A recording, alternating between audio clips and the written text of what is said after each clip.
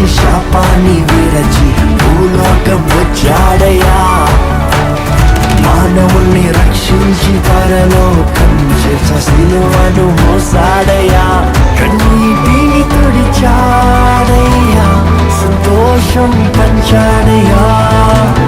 వెతకి రాలేనని నా కోసం వచ్చాడయ్యా.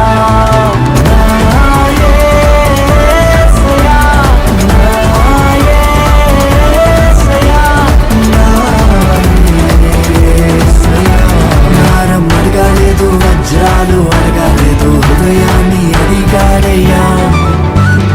ఆస్తులను అడగాలి